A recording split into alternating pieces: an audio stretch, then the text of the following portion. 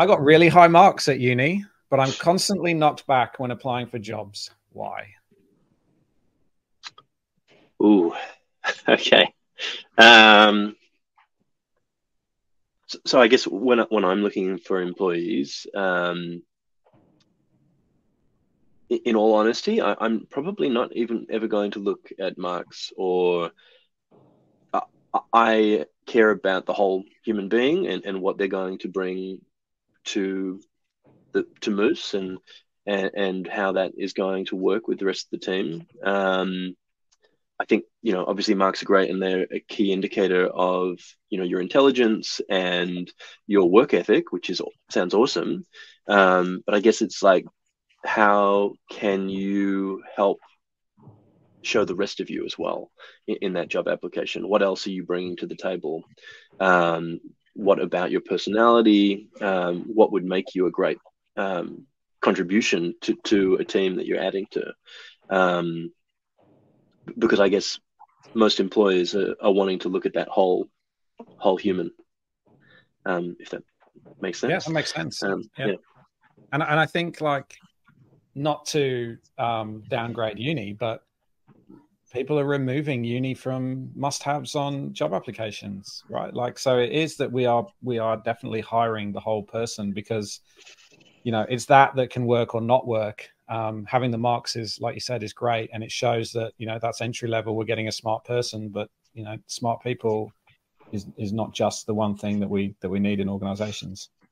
I often really appreciate a thoughtful cover letter, a letter about why they want to work for Paper Moose, and you can immediately, because we'll have hundreds of applications a year, and it immediately just goes, okay, well, this person really cares about working for us. They understand what we do and how they would fit into that ecosystem.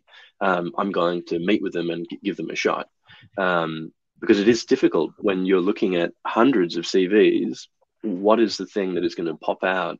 That person has just done that little bit extra and put in a little bit more thought. Because often people will just send in a CV with no kind of regard as to me reading it. Have a bit of empathy for the people reading these things as well. And can I say as well, don't rely on AI and ChatGPT to write your cover letter. Having just recruited for a role where we had about 300 applicants, you could very quickly tell whose cover letters have been written by AI. Wow. And because it's almost, some of the things are just like, they're too perfect. They're like, the paragraph length was exactly the same. Even just the way that it was formatted, the things that were just kind of rewritten from the job ad, you could tell. So make sure, and I think this goes back to like the whole human, right? That we understand who you are and what gets you, like, tell us a bit about you. What gets you out of bed? Like, what do you get excited about? Because that's what we're going to end up talking about. That's what we employ. Yeah. Khristin, have you got anything to add there? I really love what you both said, is that it's about the whole person and identifying, well, how can you meet their goals? Reasons why they should hire you, what makes you different, what can you bring?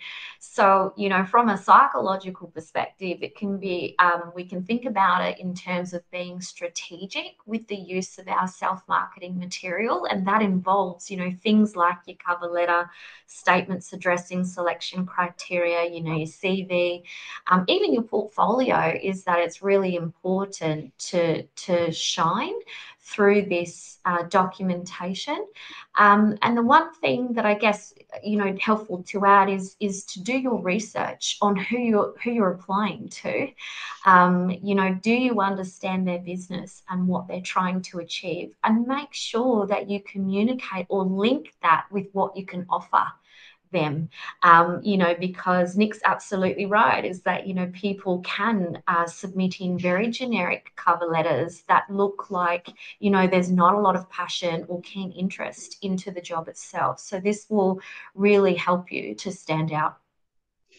And I'd also just add that, to get a friend or a colleague to have a look at your cover letter and ask them, would you hire me?